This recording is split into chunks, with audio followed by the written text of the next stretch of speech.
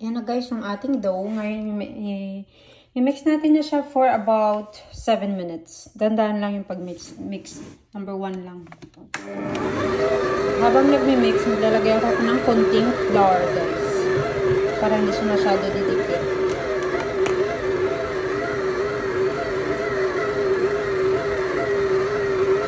At para hindi siya masyado basa.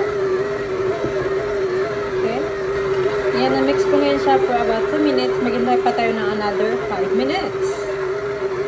So, ayan guys, okay na tayo dito sa ating dough.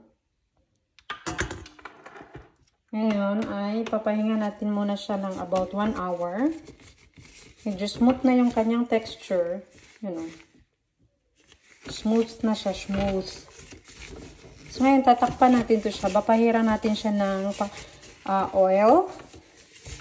Tapos, hayaan muna natin siya dito sa ating mixing bowl. At dito na lang natin siya palalakihin, patutubuin. Yan. So, okay na siya tayo sa dunya. Yan, mayroon tayo ditong oil sa aking gloves. Naglagay ako konti. Ngayon, papahiran natin to siya ng oil para hindi siya magdikit sa form. At lalaki siya guys. Tutubo yung ating dough. Okay, hayaan lang natin siya dito. So, sa ating dough, okay na to.